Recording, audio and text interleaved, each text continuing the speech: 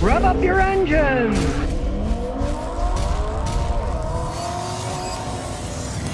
Ford now says that large electric trucks and SUVs have unresolvable problems as they stand today. Like I didn't say that years ago, right? Turns out that Ford CEO Jim Farley finally explained the drawbacks of fully electric large SUVs and trucks. Here are his exact words, quote, "For larger retail electric utilities, the economics are unresolvable. These customers have very demanding use cases for electric vehicle. They tow, they go off-road, they take long road trips. These vehicles have worse aerodynamics, and they're very heavy, which means very large and expensive batteries. It is unresolvable." I said this years ago. Batteries are not made for big vehicles that have to power things, big heavy vehicles. And people that want big pickup trucks, big delivery trucks, heck, they need power, they need range, right? I mean, why do you think we don't see battery electric trains? They just have a diesel motor that generates electricity, and that drives the electric motors that make it go, right? There is one electric locomotive that I've read about. It's in Australia.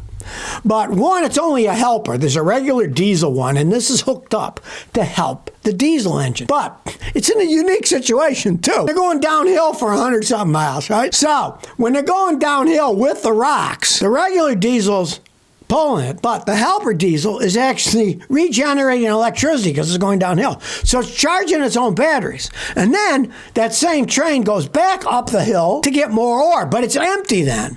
So then the helper motor helps pull it, but even then, if it was just the electric locomotive, it could go, I don't know, 10 miles or something and run out of electricity because those things are heavy, even empty. It's only a helper thing, a very unique situation, right? The same truth holds with trucks. Now, there is an electric giant dump truck that is battery electric, but it's just like that train. And of course, it's going to go down the hill by itself with all that rock weight, and it's generating electricity to recharge the battery. Then this all-electric gigantic truck, those massive rock haulers, right? It can go back up the hill on electricity because it's empty going back up. So it just goes up empty, down full, it charges up. Unique situations, not something that everybody's going to drive all day. Now, Ford is even admitting, well, we're going to have to make small trucks and small SUVs, not these big ones, because it doesn't work out too well. It costs too much money to make them, and they can't go far because they weigh too much. And then to go further, they need a bigger battery, which weighs more, and it's just an endless circle of insanity.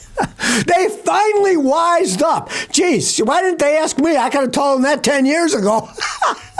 But as per usual, corporations, especially Ford Motor Company, they're dead from the neck up. And now, after wasting billions on these stupid electric vehicles that are big, like the F-150 Lightning, which is a massive failure, now they're realizing, duh, we better make smaller ones. Well, Ford Motor earnings expectations were better than they thought, but the stock is going down. Now, what's with that? Okay, well, Ford beat Wall Street's both top and bottom line expectations for the fourth quarter. Farley says he's forecasting a tougher year.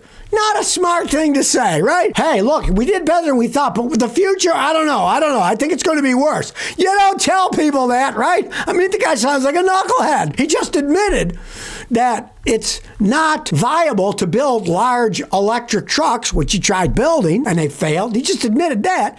Now he's got some good news. Hey, profits and stuff are up. And then he says, well, we got to watch out for New Year. We might have problems. Boom, the stock goes down. They've got a comedian as the CEO, right? He's got good news, so let's throw some bad news on top of it. What the heck? Ford says in its 2025 guidance, it's going to be lower. We presume headwinds are related to market factors. Quote, given the pause in current tariff situations, specifically in Mexico and Canada, we're not choosing to take any action at this time. You know this tariff thing is a game that they're playing.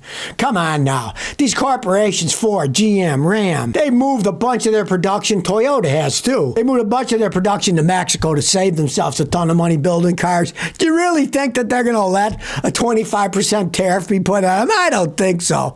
These corporations, they got their hands in everything. There's deals being cut behind closed closed doors all over the place, right? They're never going to put a 25% tariff on cars that are made in Mexico come to the United States, because most of those are American car companies and Toyota that moved production down there to make it cheaper. So I kind of wondered what was going to come of it, because, hey, they moved down there to save money. Do you think they're going to all of a sudden move everything back here and then have to pay workers more? No, right? And that exactly looks what's happening. Maybe they'll put a tariff on guacamole, I don't know, but they're certainly not going to do it on cars. There's too much American building of factories and Toyota building of factories in Mexico that they're not going to turn that all around, make them shut them down and open factories in the United States. I don't see that happening. Well, Volkswagen has a new electric vehicle, which is seen as the affordable car that Tesla won't build. They're going to be selling an electric car in Europe that's 20,000 pounds, which today is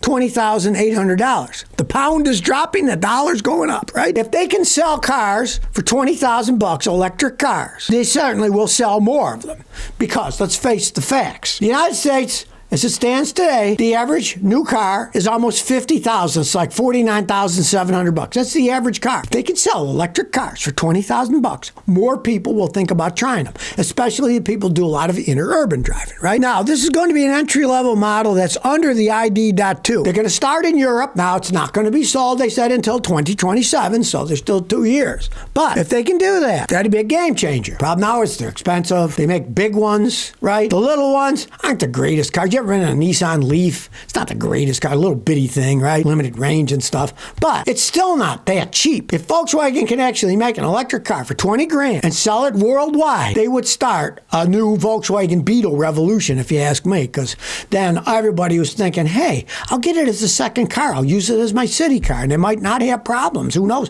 The original Beetles were a real hit. This could be maybe the original first electric car that people actually accepted. So, problem is, it's not even going to be in Europe until 2027, so we'll have to wait a while to see. Well, Tesla's starting to drop like a rock in Europe.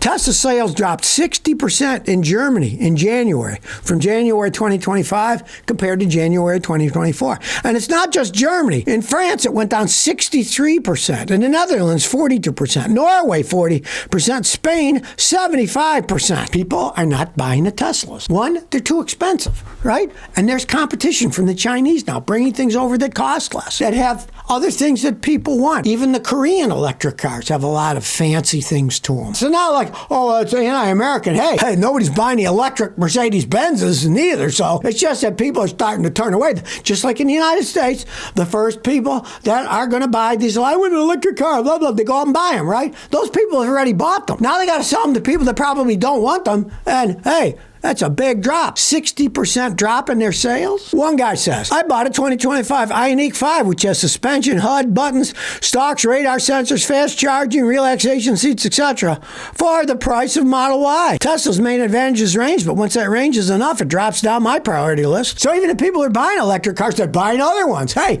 you can't just stay in the automotive business, right? Then you'll be passed by other people. When you got an expensive vehicle, if it doesn't have everything everybody wants, and at the price that they're charging, guess what? People aren't going to buy them, and they aren't buying them in Europe now. Now, here's why you have to read the fine print if you're buying a used car. Because, for example, in Florida, a man signed a $17,000 Toyota Tacoma cash sale. Then he finds out that the dealership wrote him a loan for more than $30,000. And then they said, well, the $17,000 was a down payment. You owe the rest. They slid it in the contract. Right? Now, unfortunately, these sleazy car lots, Cars to Go in Florida, and they already had an F, better business rating to begin with. I saw the same thing happen in Houston. I made a video on it years ago. They take advantage of elderly people who don't speak very good English, and they get them to sign a contract that says they owe a lot more than they were told. In the case that I dealt with personally in Houston, it was an 80-year-old guy and his wife, and they went in and they thought they were getting a Toyota Tacoma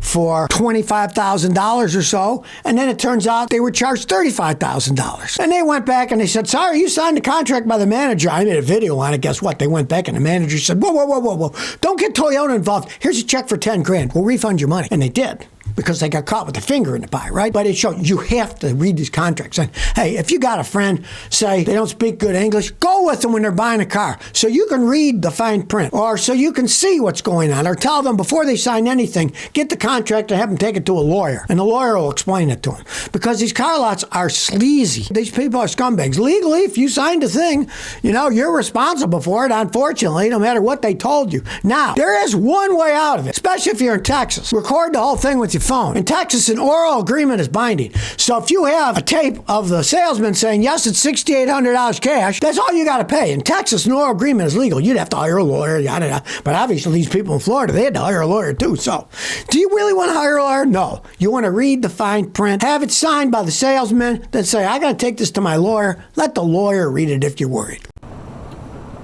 So if you never want to miss another one of my new car repair videos, remember to ring that bell.